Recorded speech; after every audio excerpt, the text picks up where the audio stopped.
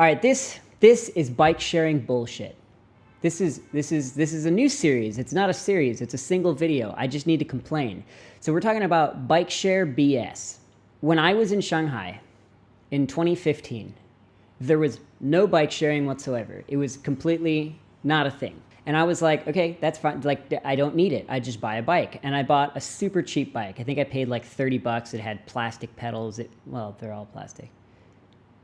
I don't know. It was the first time I noticed that pedals were plastic because they were really low quality. And I used it to just get around the campus. That was all I needed. Maybe get to the subway station, and then I would bike it back when I get home. But then bike sharing came along. So this company was called Mobike, like mobile bike, I assume. And in Chinese, they called it Mobai. Their idea was, okay, we know that people don't like to have a dock because they want to be able to park anywhere. Otherwise, it's not convenient to them. It needs to be in any possible location at any time to be convenient enough for people to pay for it. And it was the most convenient service ever. Except they conveniently forgot to make it so you can raise the seat. Now, I kind of understand what their idea was, where they made the bike out of like rock solid steel. Like, this was the most indestructible bike. The chain was on the inside. It didn't have any gears or anything. It could get hit by a car and it would probably do more damage to the car than it would do to the bike.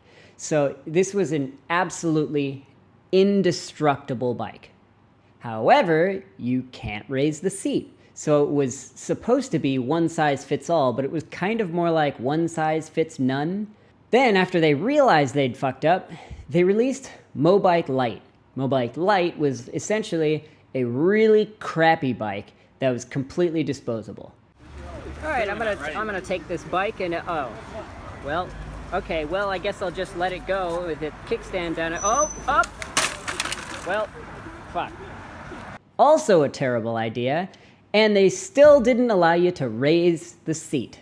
So then they released another model, also Mobike Lite, except this model you could raise the seat.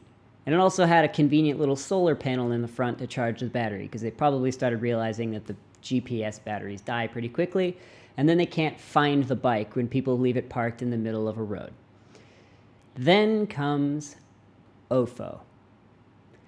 OFO went for a slightly different approach. Instead of making an absolutely indestructible bike, they decided to go for the absolute bare minimum and just replace them when they fall apart. Problem is, they're almost always falling apart. So you end up in a situation where you're like, hey, there's a bike. Oh, it's broken. Hey, there's another bike.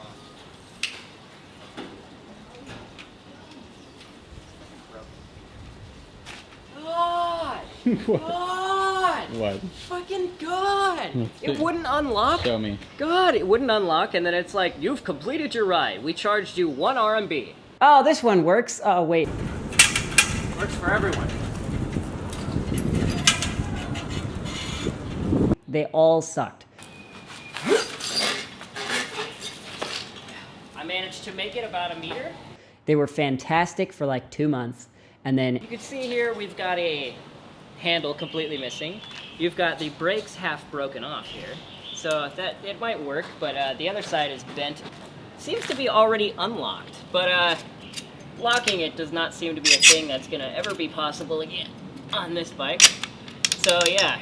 This like is gonna be forever unlocked. Every single one was broken every time you rode it. It doesn't even roll. Okay. But it was cheaper. Mobike charged 300 RMB as a deposit. OFO charged 200 RMB as a deposit.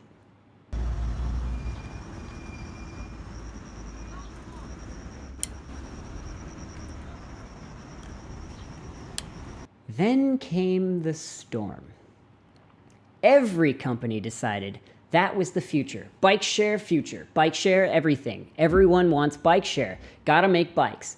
So then came bird bike, and fun bike, and cow bike, and chicken bike, and easel bike, and Spranto bike. I'm making up words, but there probably was one.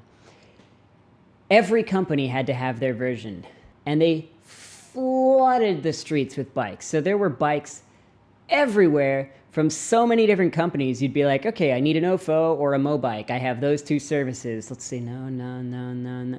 Every company decided this was going to be the new, most profitable business in the entire planet, and they had to have a piece. Instead of having a deposit, we're just going to charge 1 RMB per ride. I mean, half an RMB per ride. I mean, it's free. It's always free. I mean, we'll pay you $1. And then every single one of them went out of business at the same time. And that's when the bike piles started. You're walking around the streets. You're like, hey, I still have the Mobike service, the same one that I started with. Where's a Mobike? No, there's an OFO, but oh, somebody's added their own lock to it. Great. They broke the lock that you're supposed to use, and they added their own and tied it to a tree. Every time this happens, I take the bike. A lot of times they do that thing where they like wrap the bike lock in like a loop around the back wheels so that you can't unlock it and take it, but it's not locked to anything. And every time I see that, I lift the bike and I bring it 10 miles away and I put it down. Now no one can use it. Oh, there's one of the bikes that I want. Oh, but it's in a pile with 6 OFOs, 4 fun bikes, 6 free bikes, and 2 elephant bikes. Great. Oh, I finally got it out and it's broken. There's no pedals on this bike. Oh, the seat's missing. Oh, it was garbage. Then OFO went out of business. And they went, all right, we're giving back all the money. Every deposit that's ever been paid, we're sending it all back to everyone. But it's impossible to get and you have to wait in line. Good luck. I thought it would be genius to have Mobike buy up all of OFO's stock and business and change their name, Mobike and OFO. Mofo. There are satellite images of areas across China of fields of bikes, bike frames, bike wheels, just dead bikes.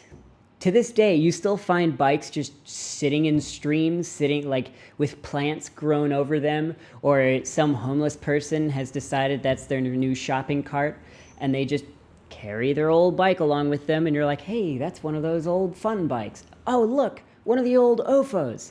I remember those. Hey, remember when that was a thing? So then, Mobike comes along, and they're like, now that everyone is out of the way, it's just us again, we're going to release our new iteration of bikes. We're going to make it so you can raise and lower the seat. We're going to go back to our indestructible style. We're using just plain rubber tires that don't have any tubes in them, so they never need to be replaced. They're going to be excellent bikes. And they were pretty darn good. The problem was they came up with this clever system of like a hydraulic bike seat thing. So instead of pulling the lever and then pulling the seat up, when you pull the lever up, the seat goes and just stays at this height. And if you want to push it down, you push the piston in, and it's like, and if you don't lock it, it goes right back up to the top. And it was great for like 30 minutes, and then it rained the first time, and then you couldn't get the seat down anymore. And for me, it was fine because they were basically always up at the top.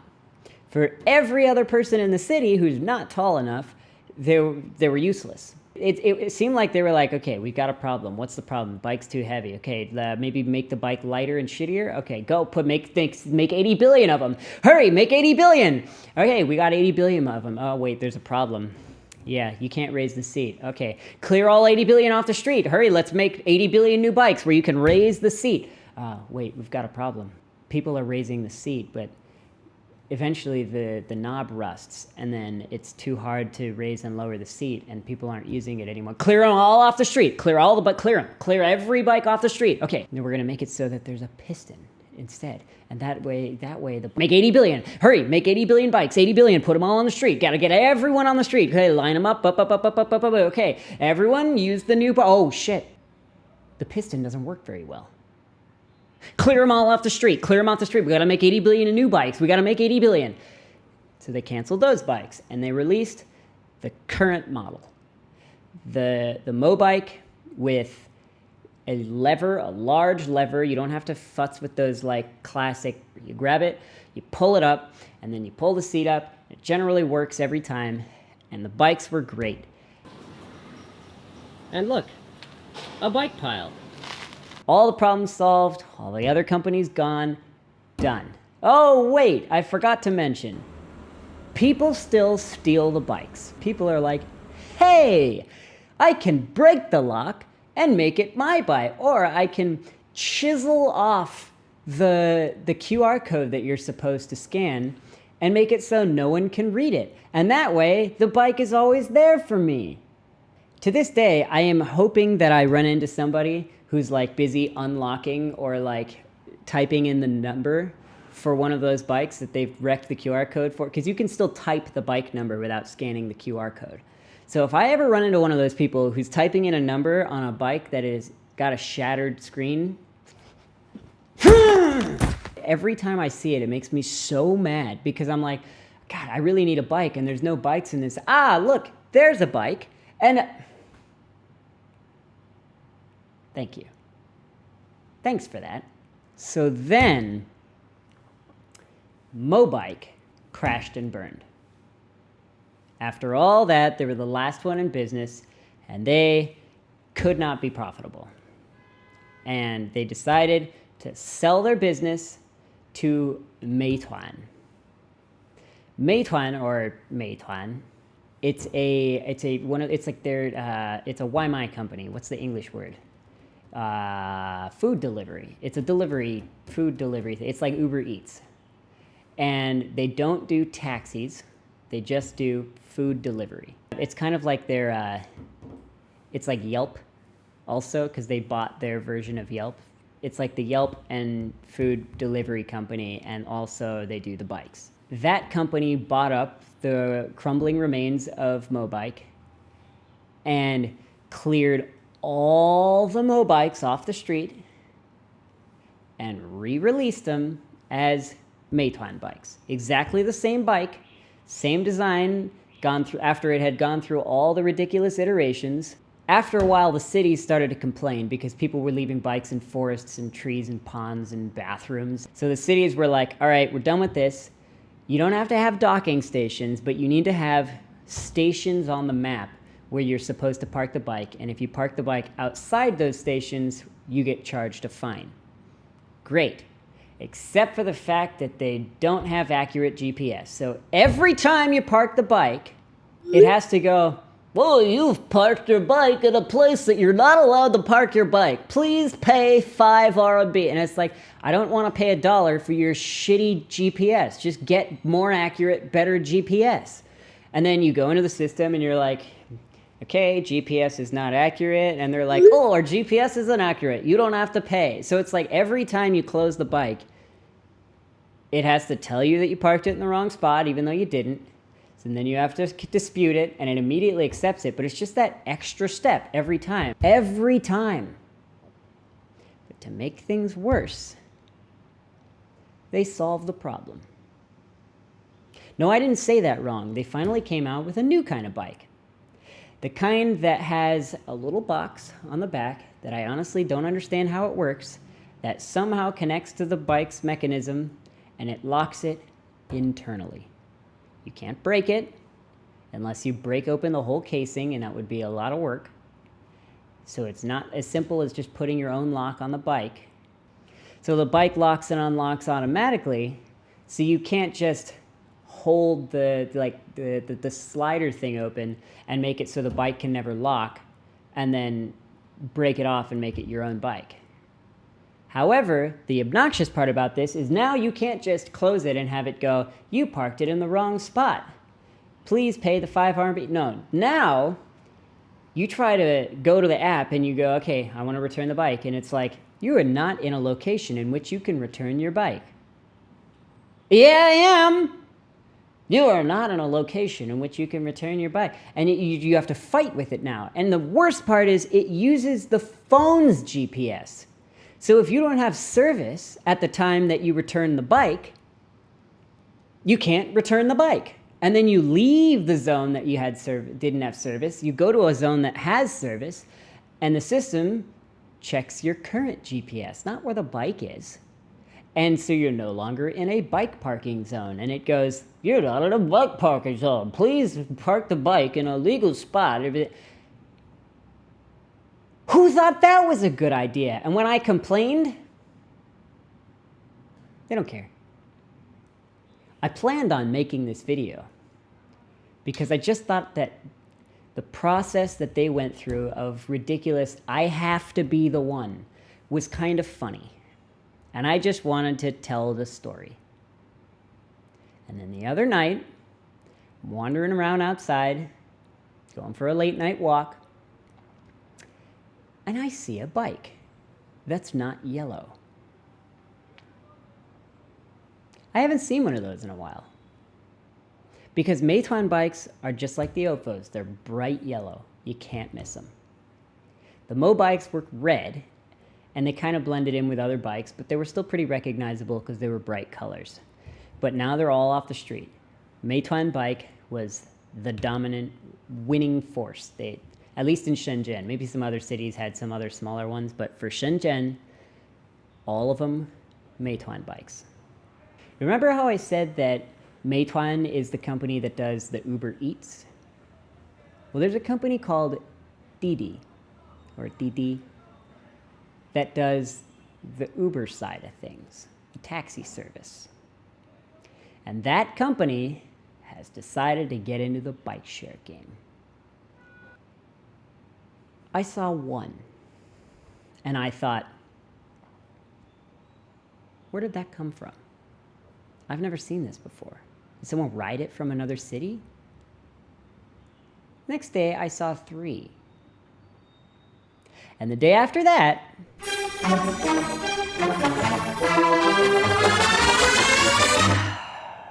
it gets worse. Today, I planned to come home and make this video. That was my plan already. And on my way to work, nobody learned anything from the trillions of bikes that they unnecessarily put on the street for 30 days and then threw in the garbage and are still sitting in piles. And I think the city, this is just a theory, but I think the city has gone, no. Because suddenly I'm not seeing too many bikes. And it's kind of obnoxious because I wake up in the morning and I try to take a bike to the subway station and there are no bikes. It used to be, because right outside of my apartment is not a parking area, there are not very many bikes. There have been 0. And I think the city is going, you are not doing this again. We are going to figure this out. We're going to take this much slower than last time. We're going to come to a conclusion between you 3 ridiculous companies, and we're not going to print off 80 trillion bikes. And good on you, Shenzhen. Take a look at these images a few more times, and then decide, is it time to start a bike share company? Yes, I dropped a cap at the same time, but maybe it adds emphasis. It's not the time to start another bike share company. You screwed up once. It's not worth it. This is ridiculous. Okay? Stop. Stop. All right, now that I've gotten that off my chest, I'll go ride my bike.